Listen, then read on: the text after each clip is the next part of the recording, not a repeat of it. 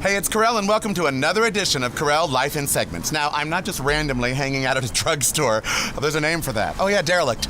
Actually, this is a dying breed. It's a corner drugstore. It's been my corner drugstore for 17 years. We're going to go inside and talk to the pharmacist, and he's going to let you know why these are actually going away. And you're not going to like the reason. That, and we're going to check in with the Karel cast, all on Karel Life in Segments. Stronger, stronger together. Stronger, stronger together.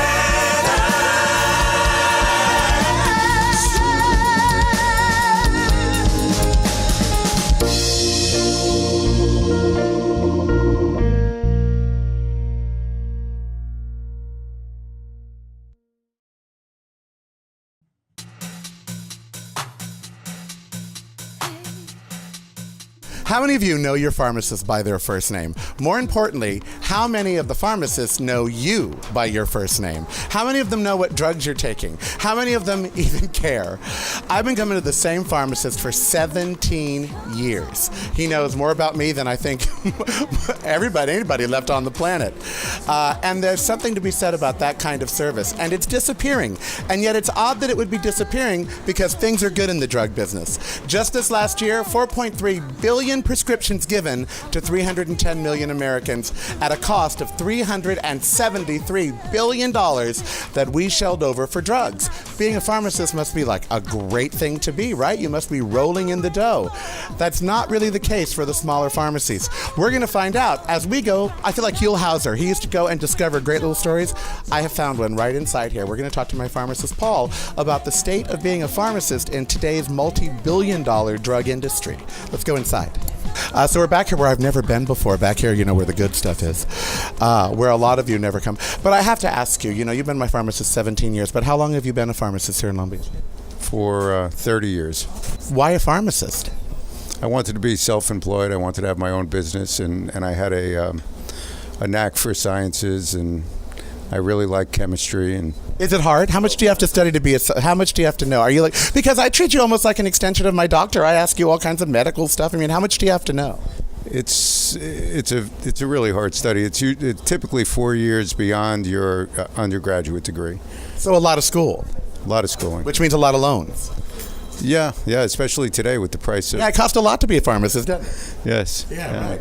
Well, because we're talking about the drug industry. Everyone think, oh, there's lots of money in the drug industry. So like, oh, I'll be a pharmacist. Yeah. Did you expect back then, 30 years ago, did you expect to make a good living out of being a pharmacist?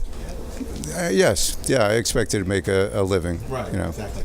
So what's it like for a pharmacist nowadays? We, as consumers, all we see with our pharmacy experience is we walk up, we hand a piece of paper in, and hopefully, if there's no drama, and there seems to be a whole lot of drama these days, at some point, we pick up a drug. A lot happens in between. How has that changed over the 30 years? How much more happens now? Well, 9 out of 10 prescriptions are paid for by insurance companies, and that's soon going to be 10 out of 10. So no one pays for drugs anymore? No one pays. Could we?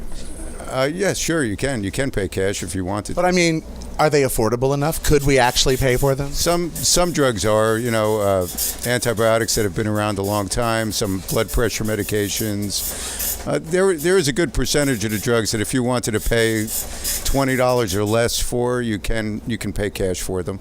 Most people don't realize that because they just present with an insurance card and they pay a copay.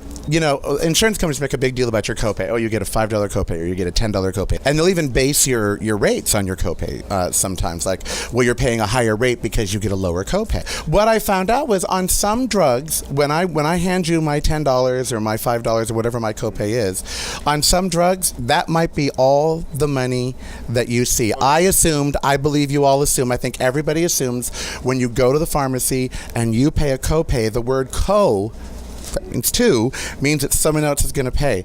And you told me that's not always the case. It's not the case. Yeah, often. And your copay is not going to matter to me how much I get paid either.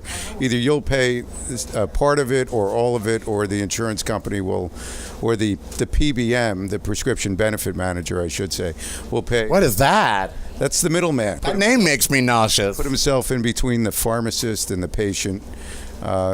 He's Is it fun being it doesn't sound fun being a pharmacist anymore. Is it fun? Was it fun?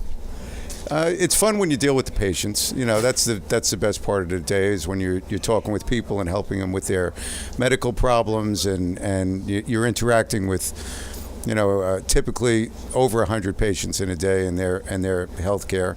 So you do see a lot of people, and you get to interact with them, and But you have to put up with prescription benefit managers. 80% of the day is dealing with prescription benefit managers. You told me something really interesting earlier. You said there's this new drug out, and it's a mixture of two drugs. And if I were to buy these two drugs on their own for a month, both drugs combined would cost me $30 if I were to buy them both, or somewhere around there, 30 or less. Or less. Or less, yeah. Combined in this one pill, $1,300. $1,300. How can the system sustain itself with things like that going on? And how much would you get back on that? Probably, if it cost me $1,300, it would be $1,304, maybe.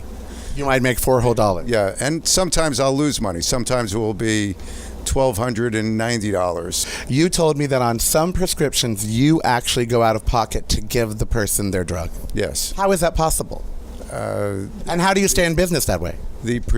Well, it's difficult. There's been years where I've put money back into the business rather than draw a salary. Is that on purpose? Are they trying to get rid of the small pharmacists? Oh, I definitely think they are. The middlemen, the prescription benefit managers, are increasingly being owned by the big pharmacies. Because there's a lot of money, you heard those numbers, $373 billion last year, 4.3 billion prescriptions. There's a lot of money in this. Someone's making a lot of money. Yeah, there's money to be made. There's money to be made in rebates from drug manufacturers. They'll pay to get their drug on the formulary. There's money to be made in a spread. Have you thought about, okay, I'm done. Yankel. Yeah, all of the time. Because I'm in the entertainment business, I think about that all the time. I quit. I'm done. Okay, Hollywood, you beat me. It's like we don't work. They're called managers, our prescription benefit managers. So why do you stay then? I like my job. I like my customers. I've been here so long. I know all of my customers personally. Well, and you've done. I remember, when Andrew needed drugs. True story. And my late husband Andrew, we needed something that was experimental. It was $4,000 for a box of this stuff. We didn't know whether insurance was going to cover it or not. You just gave it to us for 3 weeks. You said, "Here, we'll work it out." And in the end, we ended up you ended up getting screwed on that deal. Actually, I believe the insurance company ended up not paying you for one of the boxes or something. It was just horrifying when I found out. But you've done that. You've collected drugs for HIV patients back because they're hugely expensive, these drugs. You've collected extra drugs for them. You've been a real part of the community. What happens to the community when we don't have that anymore? They go to a chain pharmacy. They're forced into mail order. They lose that personal contact with their pharmacist. And the community loses something. Oh, absolutely. The community loses an employer. They lose a pharmacist. If you weren't here, there'd be a lot of jobs that weren't here over the years. And your family, you supported and were a part of the community. So how long do you see pharmacies like this lasting in America, do you think? How long can you guys hold out? Well, I think today you need to specialize. You need to have some kind of niche. And then you need to negotiate with the PBMs to sell that niche to them. How long can we hold out? Right now I make less money, and I have for more than 10 years. I've made less money than what I can make working a 40-hour week for with zero headaches. Competition. Yeah, with zero headaches. With a whole lot, zero headaches. So in other words, the people that it's like entertainers. Those that'll love it, stay in it, and those that can leave. Yes. Yeah, because you couldn't do anything. I couldn't do anything else. So you were showing me one of these claim kickback sort of things, where almost like you have to pay the insurance company to fill a prescription, basically. This is really interesting. I just noticed this started happening in the last 6 months, and here's where someone's medication, it's a blood pressure medication, very inexpensive, cost my cost is $1.64. The PBM, or prescription benefit manager, says, okay, we'll pay that $1.64, plus we're going to give you $1.35 for filling that prescription. How big of them? Yes. It's very nice of them. Considering my vials are 50 cents each, my label's about $0.10. And there's power, there's all of the rent. So they're going to give me $1.35, but So that comes out to about $2.99 that the total cost. Now we were talking about copays. Right. The PBM says, well, wait a minute, we see an opportunity here. How about you charge the patient $5.49, not $2.99, but $5.49, and give us back $2.50. So now I'm paying them.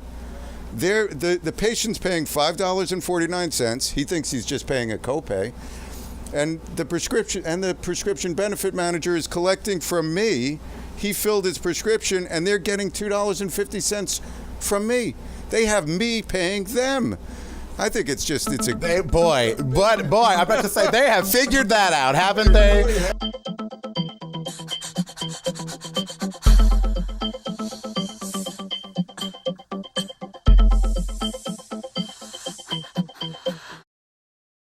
You know, long before there was crowdfunding, there was still fundraising, and often the duty fell on celebrities. Ever since there's been celebrities, there's been people who've stepped forward and said, I'm going to use my celebrity for good instead of for the dark side. Lindsay Lohan. And no, we'll leave her out of this. So each and every day, celebrities somewhere across the nation and across the world are actually doing something to benefit somebody. Take Angelina Jolie. She's quite a humanitarian. She works for the United Nations even. There are many other celebrities. In fact, St. Jude's Children's Hospital would not exist without Danny Thomas. That's right. Remember that girl, Marlo Thomas? You don't even know who he is, do you? You millennials. You don't even know who Danny Thomas is. You don't even know who Marlo Thomas is. Sweet baby Jesus. Well, anyway, without Danny Thomas, there would be no St. Jude's Children's Hospital. That's right. Celebrities do a lot of good sometimes for not just themselves, but others. I call it celebrity crowdfunding. One such event happens in Long Beach each and every year with the Long Beach Grand Prix. There's always a celebrity division. Now, throughout the years, it's been sponsored by different entities. Now it's just called the Celebrity Grand Prix of Long Beach, and Toyota is one of the sponsors along with Racing for Kids. They give money to the Miller's Children's Hospital and other charities, and each celebrity has a charity of their own. Altogether, they've raised millions of dollars in the multi-billion-dollar industry of celebrity fundraising. So let's go to the streets of Long Beach.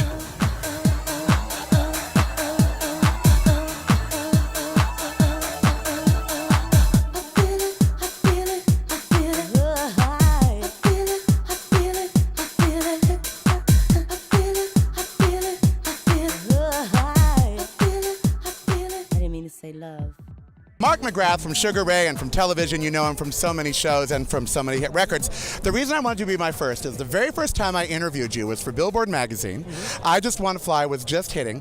You were in Orange County filming a video, and you were calling your mother to borrow money for your cell phone because you hadn't made any money yet from the record. Because you know how records are. You can have a hit and not be making any cash at the moment. It's so true. I just want to say you've come a long way from them. I'm still calling for money, don't get me wrong. No, but it's funny because, like, you know, we were on MTV and like the video was happening, and people have this perception, and once you're on MTV, you've got Ferraris, and you know, and it is good to you, but the money comes in a pipeline. So it took a while. I literally had the #1 video on MTV. Our song was in the top 10. I had to call my mom to pay for my cell phone bill. No, I was there when you made the call. True story. I was there. I'm the one that spread the story. It's a true story. Yeah, it's funny. Now, why'd you want to race today? You're number 14th in the pole positions. You're very happy about that. Well, listen, there's 18 of us, and I got 14. You didn't die. I qualified 14th. I mean, I should have. I've never raced before. I drive a minivan, and I've never gotten a speeding ticket. So I'm very proud with this. It's something I shouldn't be doing, so I decided to do. Boy, when those Formula One cars start going. Aren't they great? Let me ask you, there's two charities. There's the Miller's charity, and then there's your own charity that you get. What, did you choose a secondary charity?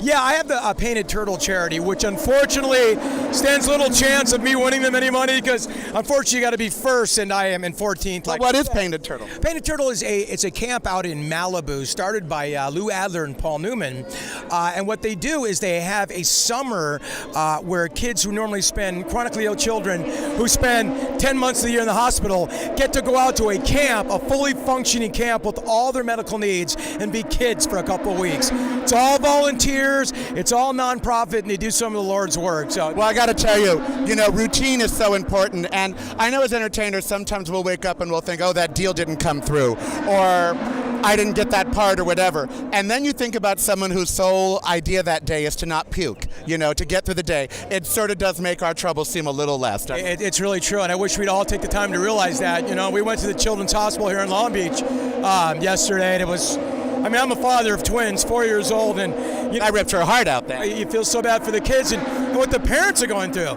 They go to work all day, and then what they get to do when they get off the work? They get to go to the hospital. It's like, it's in the volunteers hospital, there's so much goodwill and goodness going on. Adam Carolla once told me, you guys don't go out to that hospital so much for the kids because they, know from what.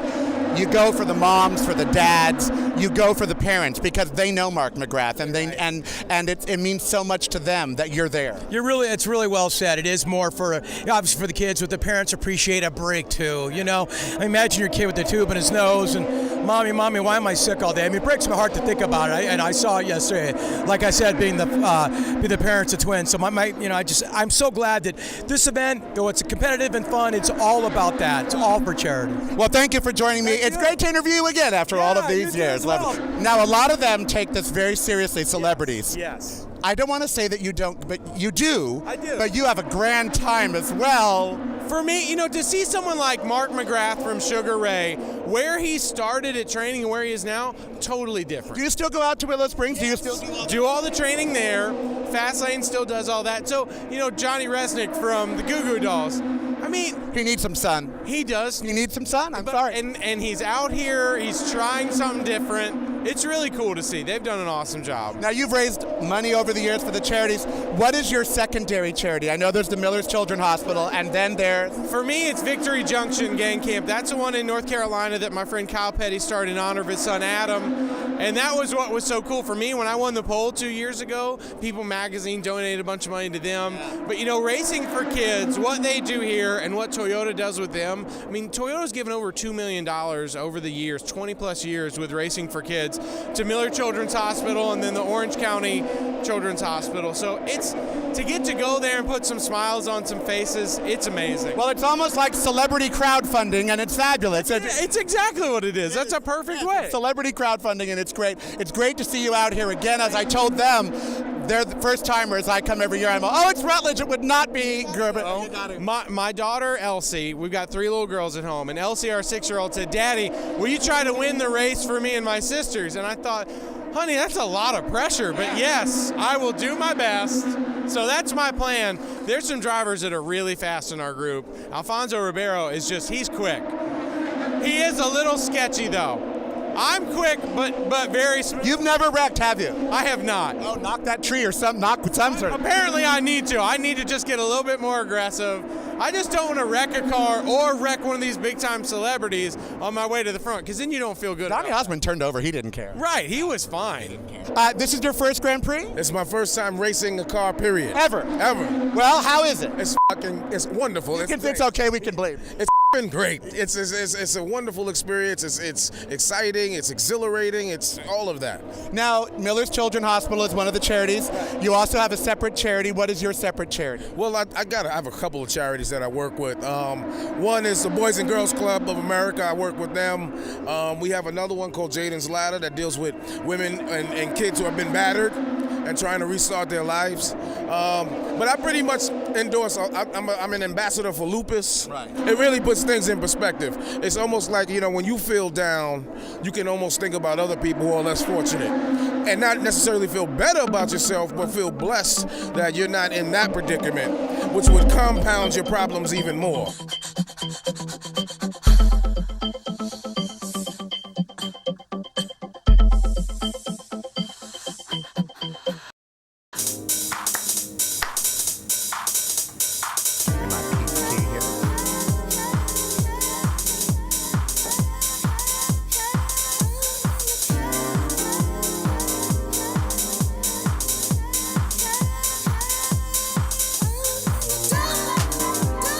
It is the Crowcast. I am Karel. That's the Austin, and time will, in fact, tell. Hillary Rodham Clinton is running for president yet again. Some will contend that she never, ever stopped. But she announced that she is running. She is back in contention for the Democratic National Committee's endorsement, and then, of course, for the American people's. Will she win? Does it matter? What does it mean? Now, before we go to my guest, I want to say that I was so happy to vote for Hillary Rodham Clinton back in the primaries prior to Barack Obama being elected. I was so thrilled that Hillary was running. Oh my God. And Bill would be our first lady, kind of. And Chelsea would be back in the White House. I was thrilled. And it was gonna change because Hillary knew how to handle those men. She was gonna get in there and she was gonna rule with an iron fist. And then we got President Barack Obama. And, you know, I have to tell you that, well, how do I say this? I don't want to say it was a disappointment, but let's just say that he didn't live up to all that I had hoped. So when Hillary announced the other day on the morning call that I always have with my friend Karen, we discussed it, and I want you all to hear that now because there could be a no bluer dog Democrat than Karen. She lives in Texas. She's here with us now. Hello, Karen. Hello. Now, you, of course, Democrat through and through. Absolutely. Always have been, always will be. So when you heard Hillary announce, what did you think? I felt good. I just hope it's not too late. Now, when you say too late, I asked, and I still ask, what do you think, and be honest about this, what do you think Hillary winning, let's just assume she wins, what is it going to change? I mean, what's going to be different and we'll give it to her for breaking the glass ceiling for a woman, but is that enough? I mean, what else is going to change? That's the best first step we could take, is breaking that ceiling and having a woman in charge, and then we'll find out, won't we? Well, but no, because it's not enough. See, it wasn't enough that Barack was just the first black president. Yes, that was needed, and that's great, but the fact is, Karen, we needed so much more, you know? And we're dying right now. You know the numbers. You know what's going on in America. What can Hillary change? She can change a lot because she knows how. You know, President Obama did what he could do, but I think she is much more forceful.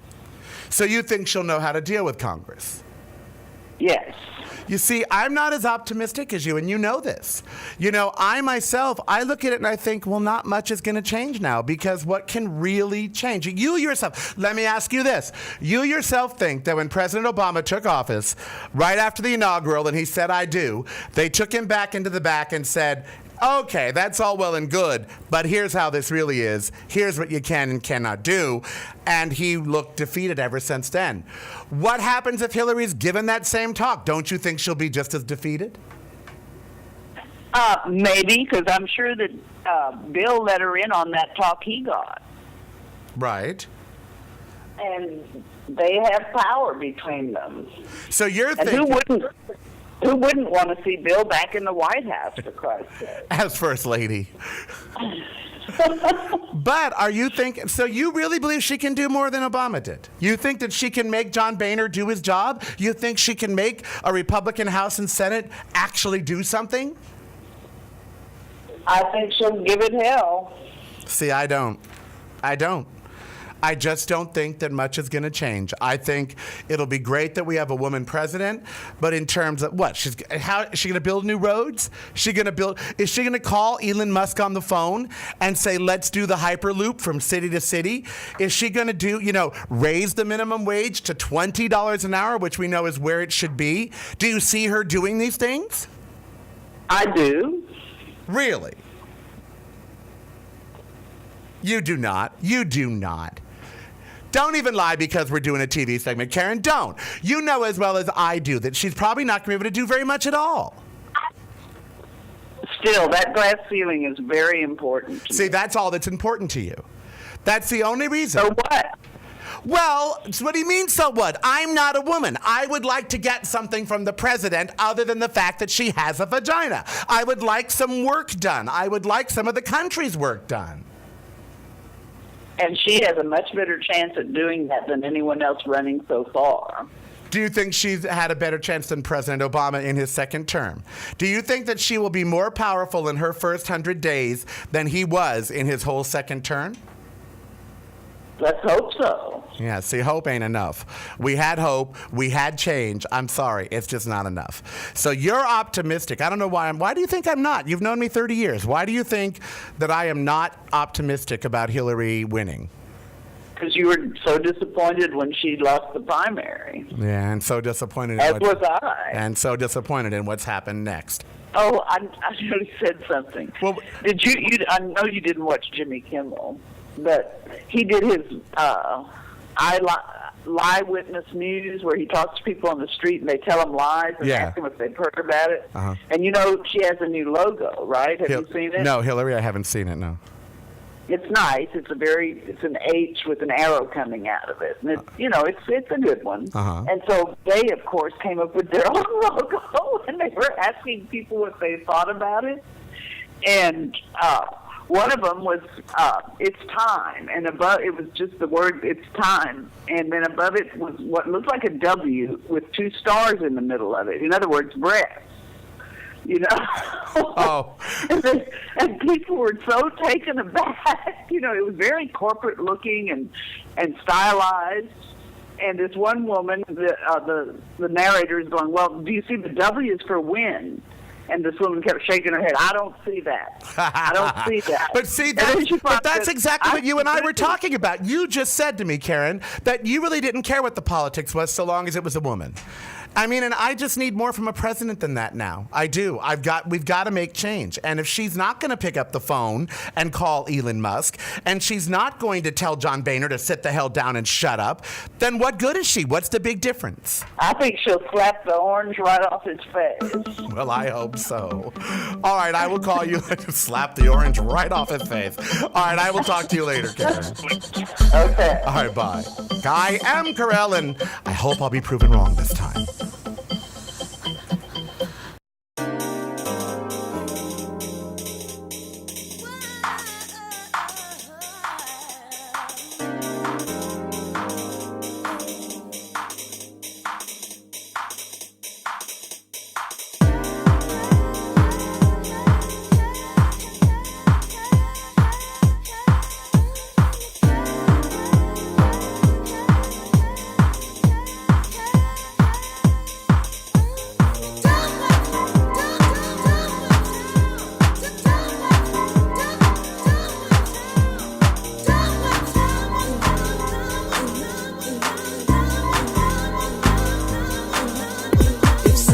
Gets